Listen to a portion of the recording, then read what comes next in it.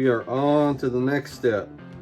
This is fibings, and this happens to be dark brown. This is what I've been using, and it's their antique finish, and it's a paste, and you can buy it in this is a 32-ounce jug of it, but you can buy it in smaller quantities too. I think it comes in a smaller jar, about half this size. But this is what I've been using. Works really well. I prefer it over the some of the other ones out there that are available through Tandy or whatever, because this has got more of a paste consistency. It gets down in your lower portions of your tooling or your stamping. It kind of stays down in there, and it does what it's supposed to do. So as you guys can see here, I've got these plastic bags down over my bench. You can use, if you're worried about the mess, you definitely want to put these plastic bags down, but you also can use rubber gloves if you want. I just go down to Harbor Freight and buy them, the heavy duty rubber gloves, because I use them for mechanicing and working on my cars too. So anyway, I usually keep a supply of them around there, but today what I'm going to do is just go without. It's not that bad, but it does make a little bit of a mess. You got to kind of get into it. So again, I'm going to apply this with the wool, a piece of sheep's wool, and you're going to want to put it on there pretty liberally. And one of the biggest takeaways is going to be when you first do this, you're going to think, oh my God, I'm ruining my work. Well, you're not. You're just enhancing your work. You're putting it on there pretty thick, so.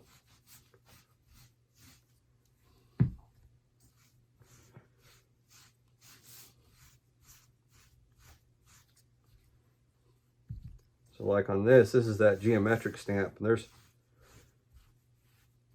you're going to have to put quite a bit on there and push it down into those lower spots over here on this end where I have that shell border. They're on the maker stamp. I want to make sure I get it down in there where the lettering is.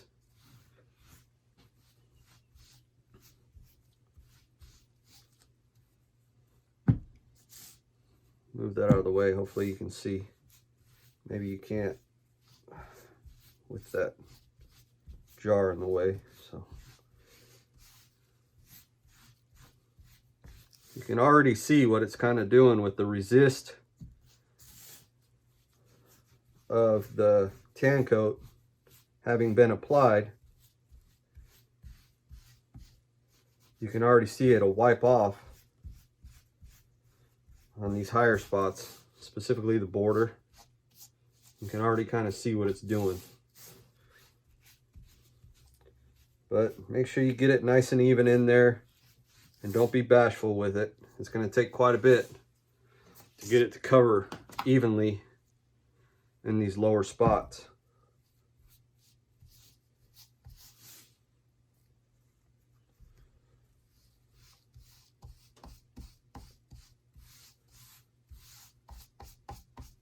And with this, I'm not worried about the back side. I'm just going to do this top side.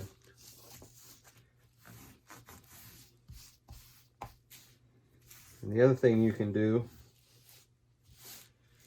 is you can kind of run it up over the edge too if you want. It's gonna, since I already burnished it, it may or may not soak in on the edge. I try not to put too much of that tan coat on the edge, but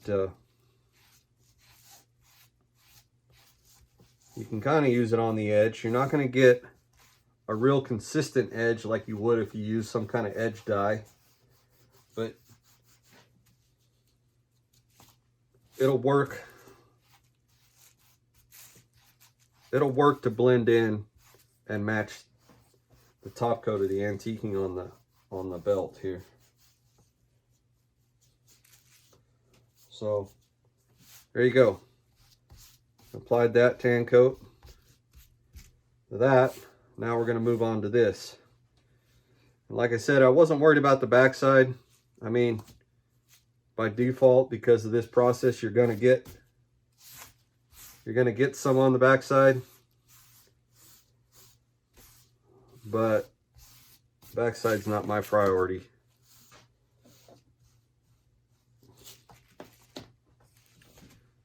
I'll move on to the tool belt here.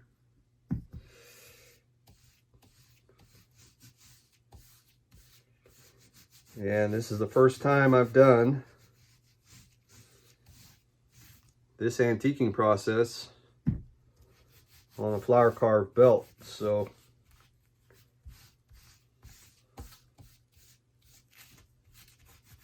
I'm a little worried about it too, but I know what it's done with the belt tops on my Chinks and my Chaps, so I'm not too worried about it. I haven't flower carved a belt top in, gosh, or not a belt top, a belt. I haven't flower carved a belt in, I don't know, has to be at least 14 years.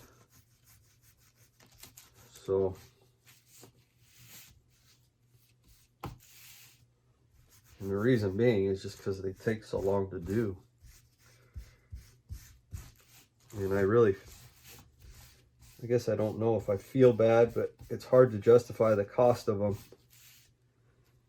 And to really get your money back out of it as a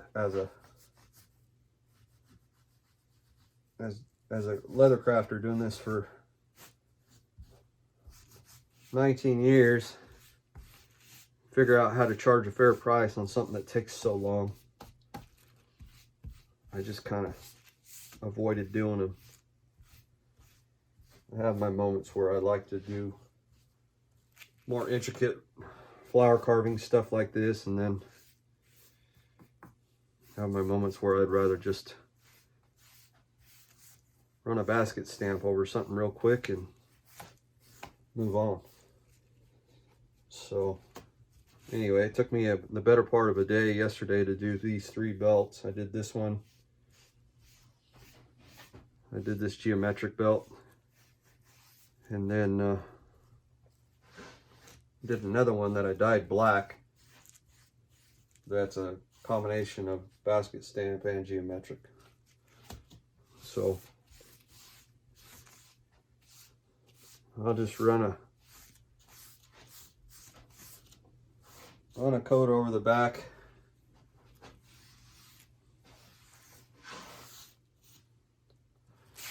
Just real quick. Like I say, I'm not really concerned about the back, but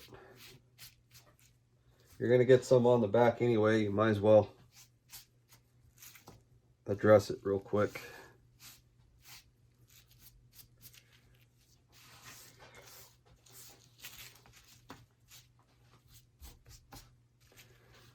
So there we go. I'm going to call that done. I'm going to call that antique finish applied.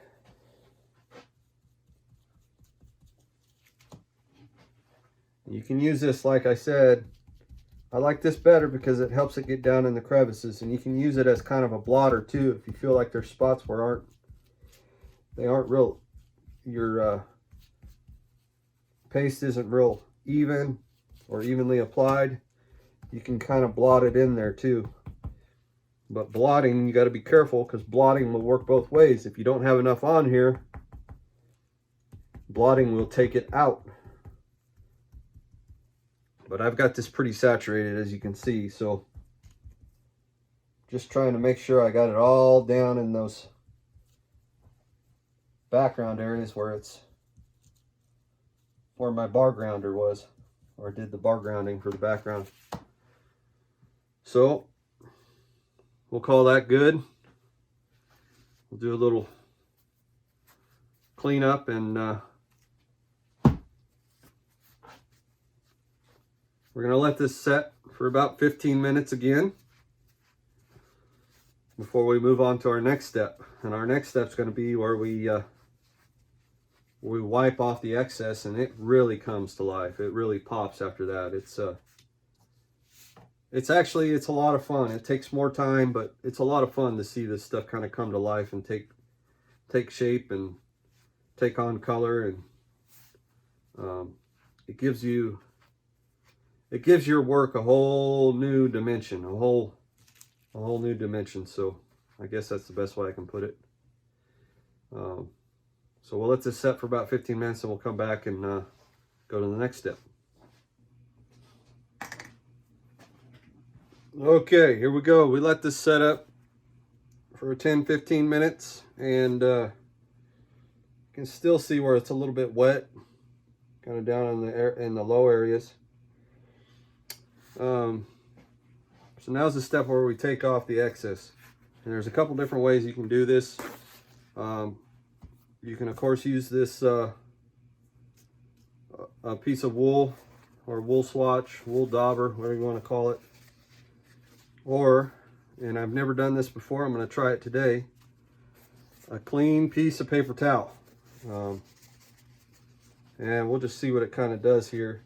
The thing with the wool dauber is, because of the fibers and the way the wool is, it will get down in the low-lying areas and pull up some of the excess from the background, which is, depending on what look you're going for, that might not be what you want. So I'm going to try this first, paper towel, and just kind of see. Oh yeah, I like that.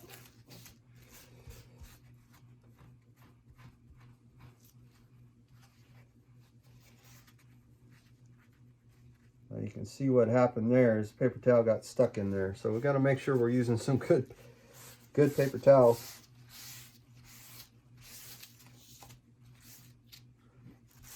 It doesn't come apart on you.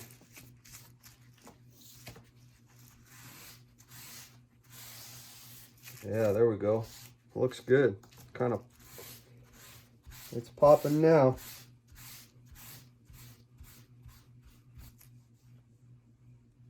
Piece of paper towel stuck in there.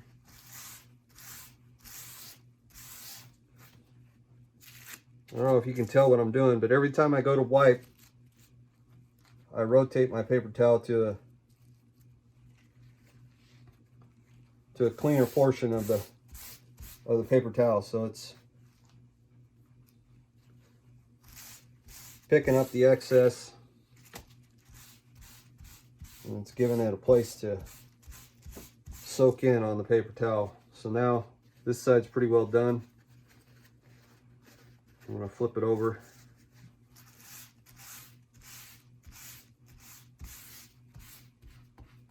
Hopefully you guys can see that. Like I said, this is doing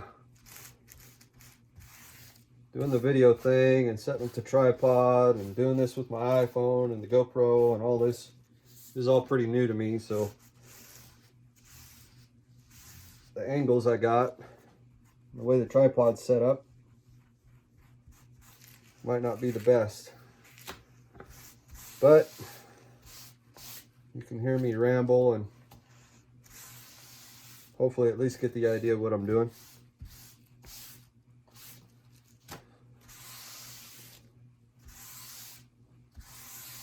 Do the back side.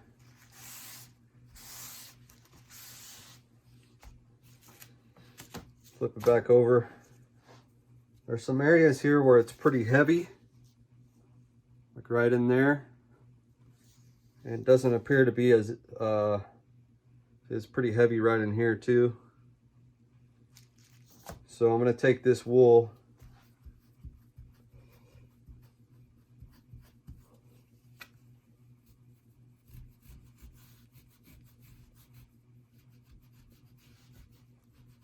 try to daub it out of there, kind of pull it up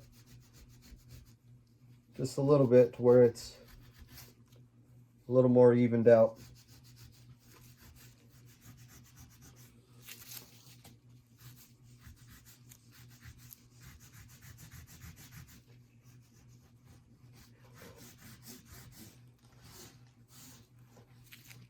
Now I'll take this wool and I'll just rub it over the entire portion of the belt, top side.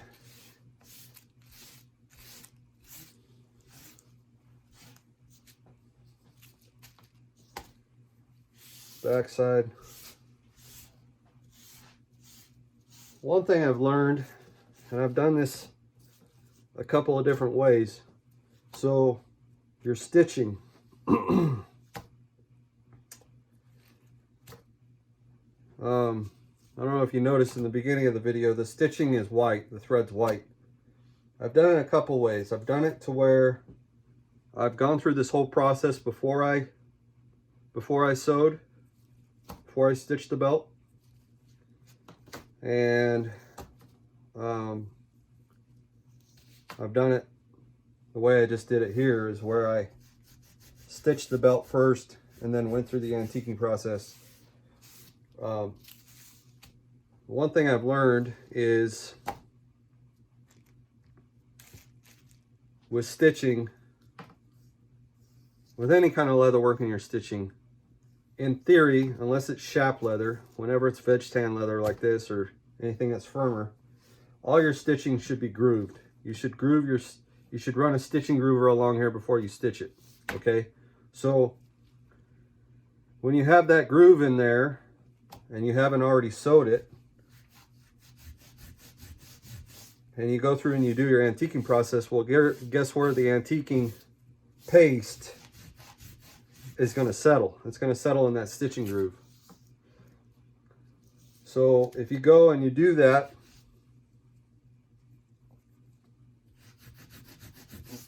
before you stitch it, and then you go and you run your sewing machine and you stitch your belt, you stitch your project, whatever it is, you're going to have uneven color in your stitching, because it's gonna take that thread, and you're not going to be able to get all that color out of that stitching groove before you go to sew it. It's going to take the thread and it's going to make it uneven in color. Not only that, but it cakes up your needle with the antiquing paste. That's just been my experience. There may be a better way to do it. I don't know. I would think that you would, if you wanted to stitch your project after you do your antiquing, you would really have to be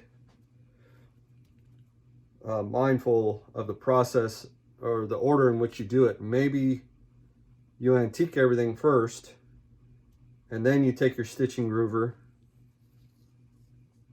and run your groover along your project after you have antiqued it, and then you stitch it. That might be the way to go. I haven't even thought about that. Now I'm talking about it. Maybe that's the way to go. The only problem with it is your stitching doesn't always cover the exposed or uncolored leather in the background of your stitching groove. If that makes sense. I don't know. Maybe it does make sense. But just kind of thinking out loud. So this is where I'm going to leave this. That's pretty well done. I got all the excess up. Like I said, right in here. It's a little bit darker than I'd like it. And that might be because I didn't get good coverage on there with that tan coat. But not to worry, because the next process might help even that out a little bit. So, or the next step, I guess. So here we go. We're going to do the tool belt. And I can already tell you, oh, I like it. Man, that looks cool.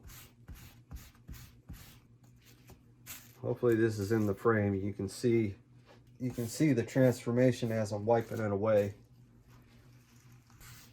I don't know why. I'm pretty high on doing this right now. I haven't. It's just kind of, you've been doing something for so long, for so many years, you kind of get in a rut and you're not feeling as creative or excited about what you're doing. And something like this comes along, you discover a new process or you see something different and new, and it just kind of rejuvenates what you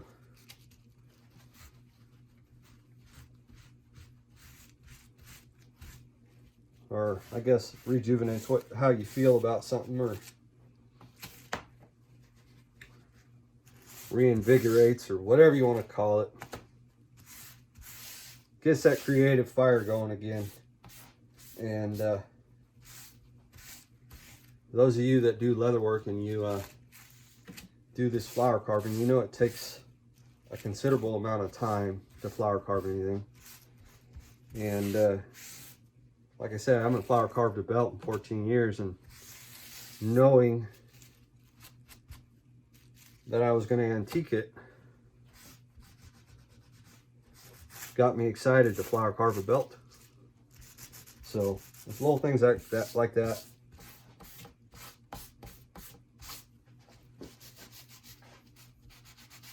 And the result of something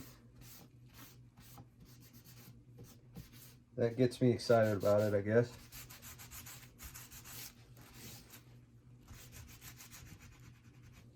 So hopefully you guys kind of see that, and for whatever it's worth, you take this information and you can work it into your own program.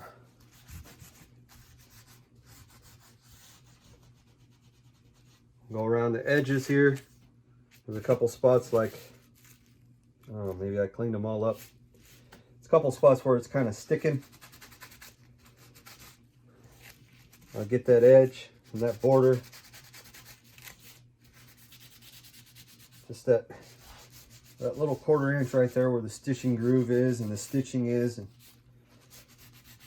I just want to kind of brighten it up, get that color off of it. Again, and this is where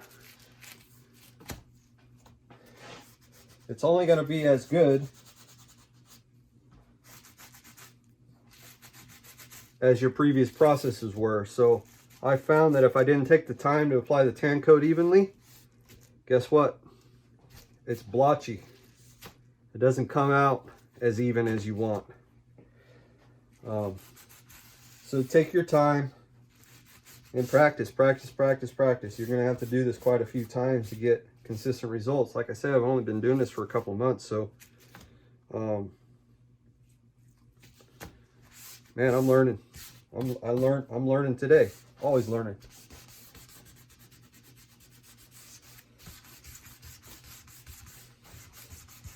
I don't claim to be an expert. There's a million different ways to do it, I'm sure, but this is what's been working for me, and so I might as well share it. There we go. So now we got it pretty cleaned up. We got the excess off.